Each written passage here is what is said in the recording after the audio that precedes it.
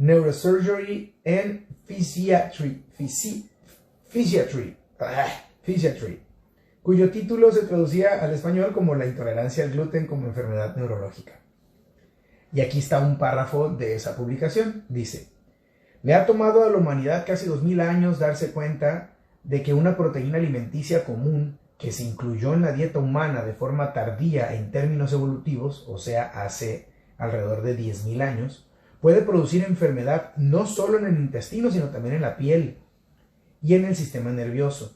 Las múltiples manifestaciones neurológicas de la intolerancia al gluten pueden no involucrar al intestino, por lo que los neurólogos deben familiarizarse con sus presentaciones neurológicas más comunes, así como con los medios para diagnosticarla. O sea, los neurólogos tienen que buscar la manera de entender el problema desde, entender que el gluten también afecta el tema neurológico, básicamente. Este editorial también resumía de forma impecable en la conclusión los descubrimientos reportados en artículos anteriores. Se abre comillas, se cita, dice: la intolerancia al gluten se define como un estado de respuesta inmunológica elevada en individuos con susceptibilidad genética. Esta definición no hace referencia al movimiento intestinal, puesto que el hecho de que la intolerancia al gluten se considere principalmente una enfermedad de intestino delgado es una equivocación comprobada. Como ya mencioné, he dejado de recomendar los análisis de sensibilidad al gluten porque es preferible asumir que todos somos sensibles al gluten y que debemos evitarlo a toda costa, incluso si no te han diagnosticado celiaquía o en el pasado has dado negativo para sensibilidad al gluten.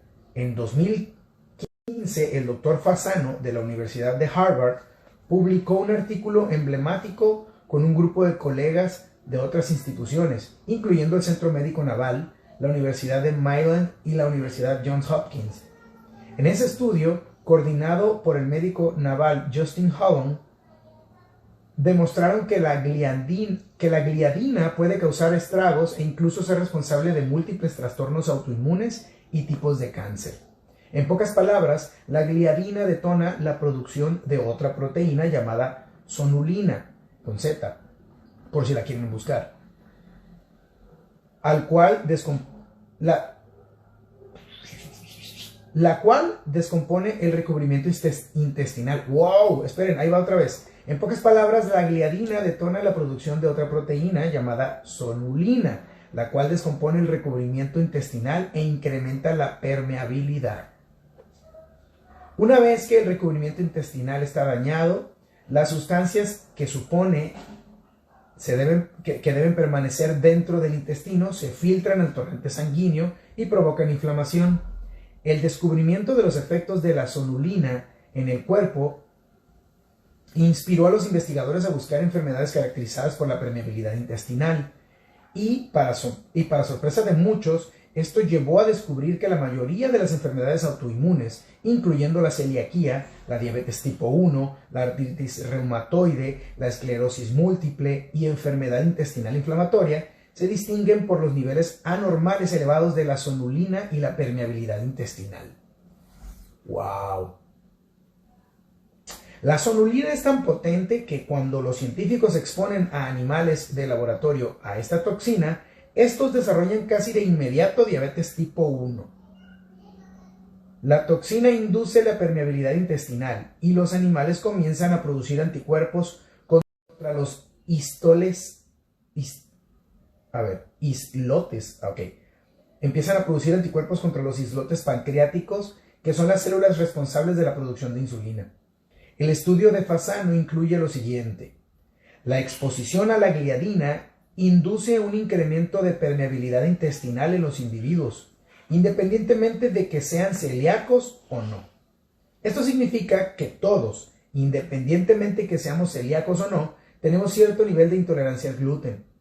La gliadina dentro del gluten desencadena una cascada de sucesos en el intestino que pueden derivar en permeabilidad intestinal y efectos secundarios adversos que deterioran la salud.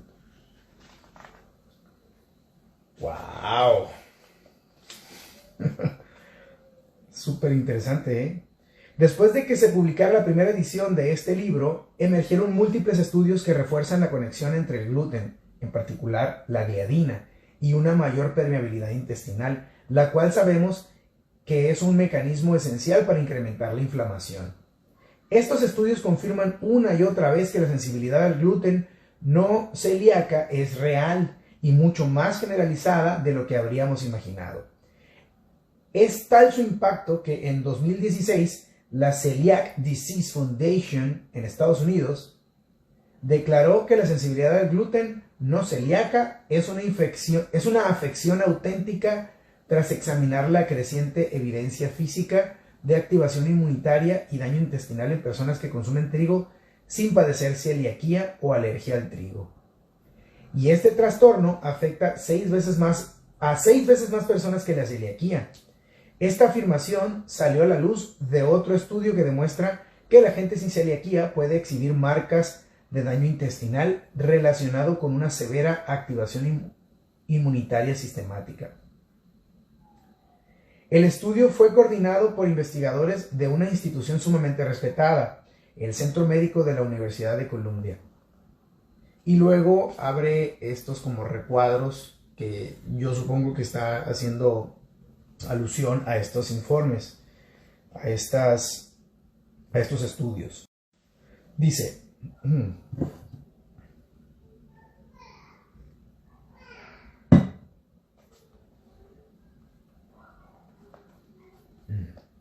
una de las formas de evaluar la permeabilidad intestinal es buscar liposacáridos en la sangre. Los liposacáridos son una combinación de grasas y azúcares y se encuentran en las membranas externas de ciertas bacterias intestinales. Cumplen la función de proteger a dichas bacterias de ser digeridas por la bilis de la vesícula. Este tipo de bacterias abunda en el intestino y representan entre el 50 y el 70% del total de la flora intestinal. No obstante, los liposacáridos también inducen reacciones inflamatorias violentas en los seres humanos, tanto que se les considera una endotoxina, es decir, una toxina proveniente del interior. En modelos animales usados en laboratorios con fines de investigación sobre trastornos diversos como el Alzheimer, esclerosis múltiple, afecciones intestinales inflamatorias, diabetes y hasta autismo, se emplean liposacáridos dada su capacidad para desencadenar una reacción inflamatoria con rapidez. Por lo regular, los liposacáridos no tienen forma de entrar al torrente sanguíneo gracias a las uniones estrechas que existen entre las células que recubren el intestino. Pero como puedes imaginar, cuando estas uniones se aflojan, se produce permeabilidad intestinal y entonces los liposacáridos pueden llegar al sistema circulatorio, en donde infligen daño y atizan la inflamación. Los niveles de liposacáridos en la sangre no solo son indicativos de inflamación en general, sino también de permeabilidad intestinal. En pacientes con Alzheimer, depresión grave y hasta autismo, los niveles de liposacáridos suelen ser elevados. No es coincidencia. Antes de examinar a detalle la sensibilidad al gluten, es importante tener más información sobre cómo funciona la celiaquía, que es la versión más extrema de la sensibilidad al gluten. Lo que pasa es que mucha gente pensaba que la sensibilidad al gluten solo se reflejaba en celiaquía. Eso es lo que estoy entendiendo. Y pues, por supuesto que no.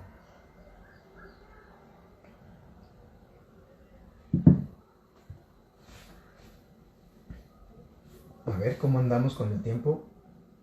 14 minutos, 15 prácticamente. Le damos otros 3 minutitos más. 3 minutitos más. Sí. Celíacos a través de los siglos.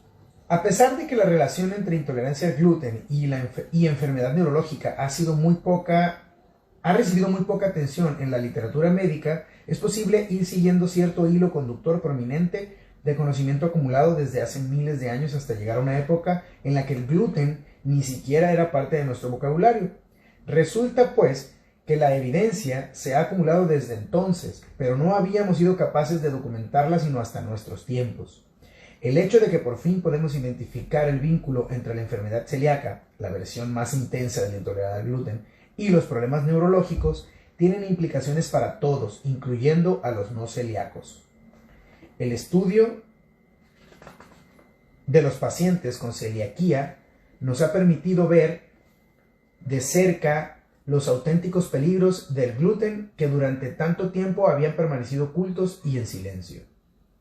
La celiaquía puede aparentar una enfermedad nueva, puede aparentar ser una enfermedad nueva, pero este trastorno se describió por primera vez en el siglo I después de Cristo, cuando Arteo de Capadocia, uno de los médicos más distinguidos en la Grecia antigua, lo descubrió en un libro de texto médico que abordaba varios padecimientos, incluyendo anormalidades neurológicas como la epilepsia, la cefalia, el vértigo y la parálisis.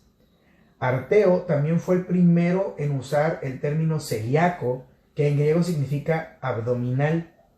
En su descripción de esta dolencia afirmó: siendo el estómago el órgano digestivo, le cuesta trabajo la digestión cuando la diarrea afecta al paciente. Y si además el sistema general del paciente está debilitado por la atrofia corporal, se desarrolla una enfermedad celíaca de naturaleza crónica.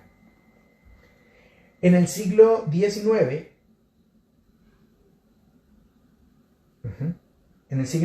se introdujo a nuestra lengua el término sprue, proveniente de la palabra holandesa sprou, que significa diarrea crónica, uno de los síntomas clásicos de la enfermedad celíaca.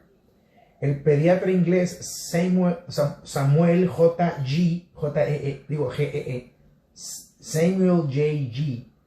fue de los primeros que reconocieron la importancia de la dieta al tratar pacientes celíacos. Él nos proporcionó la primera descripción moderna del padecimiento en niños. Una conferencia que dio en el Hospital de Londres en 1887, en la que señaló: si acaso el paciente puede curarse, debe ser a través de la dieta.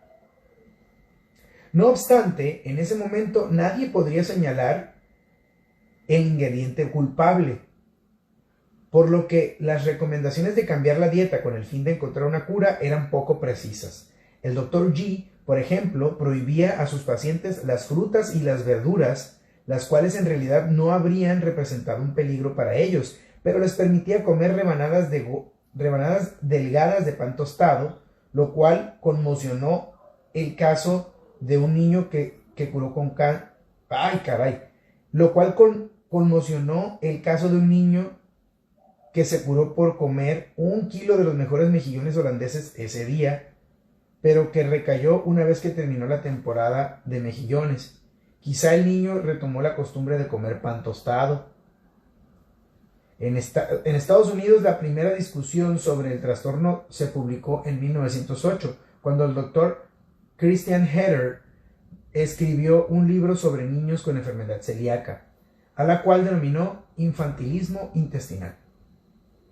Heder señaló, al igual que otros antes que él, que niños eran Heder señaló, al igual que otros antes que él, que estos niños eran incapaces de desarrollarse, y señaló que toleraban mejor la grasa que los carbohidratos.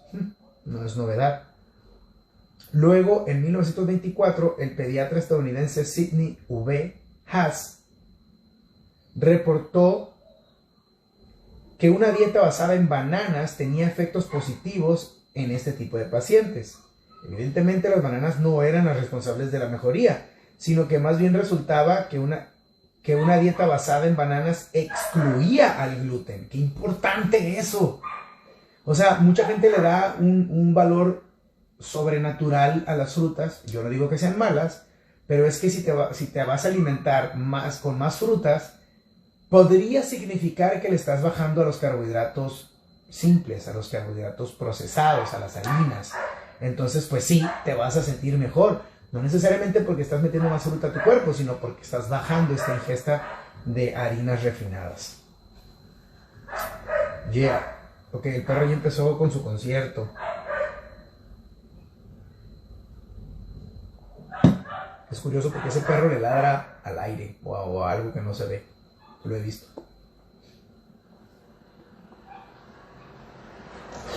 Aunque es difícil imaginar que una dieta así soportara el paso del tiempo, esta fue popular hasta que se determinó y confirmó la causa real de la celiaquía. Pues claro, antes pensaban que comer plátano aliviaba la celiaquía, pues.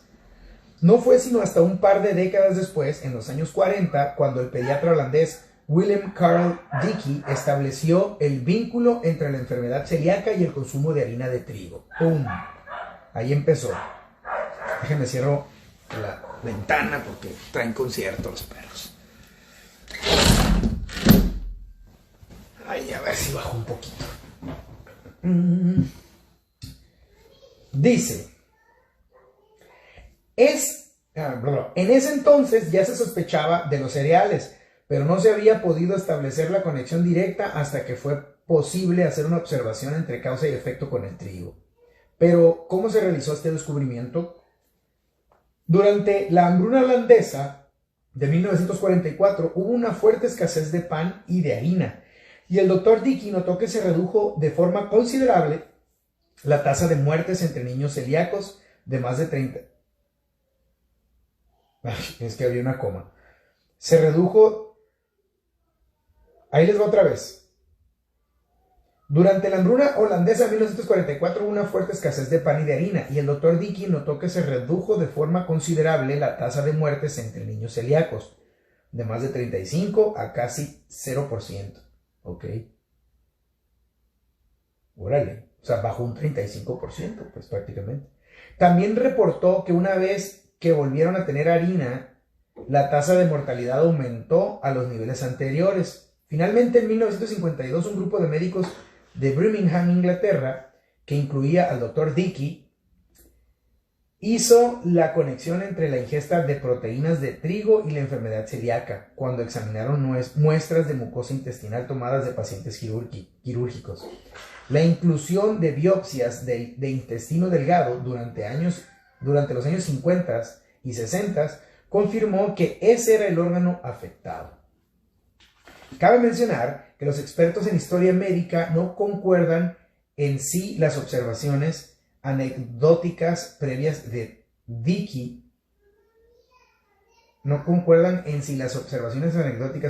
fueron del todo correctas, pues argumentan que le habría sido difícil, si no imposible, registrar dicha reincidencia una vez que se volvió a hablar de harina después de la hambruna holandesa. No obstante, esos debates no descartan la importancia de haber identificado que el trigo era culpable, sino que solo subrayan el hecho de que el trigo no es el único culpable. Entonces, ¿en qué momento empezamos a ver la conexión entre la celiaquía y los problemas neurológicos? Esta también es una historia que nos lleva mucho más atrás de lo que la gente suele creer.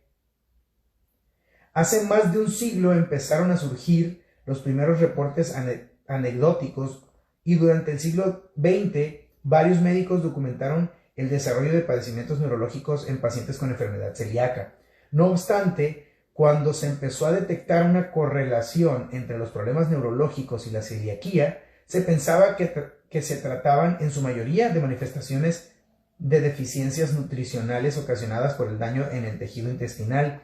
Dicho de otro modo, los doctores no creían que cierto ingrediente estuviera causando estragos en el sistema nervioso. Más bien pensaban que la celiaquía misma, la cual impedía la absorción de nutrientes y vitaminas en el intestino, conllevaba deficiencias que a su vez detonaban problemas neurológicos como daño neuronal y disfunciones cognitivas.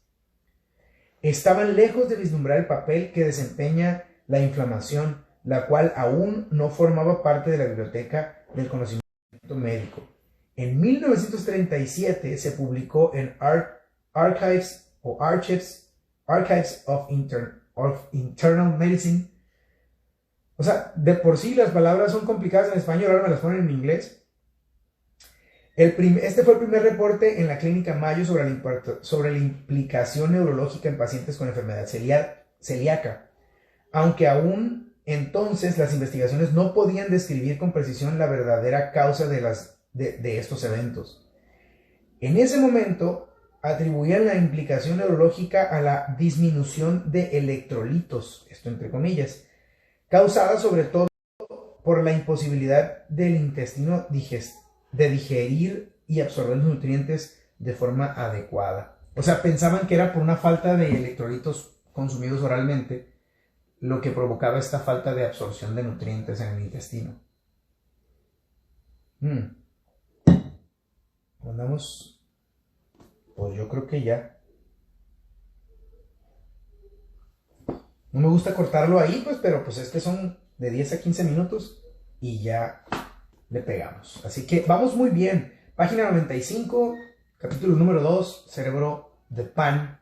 Una joya que todo mundo deberíamos de tener presente. Este libro debería, creo yo, de estar en todas las casas.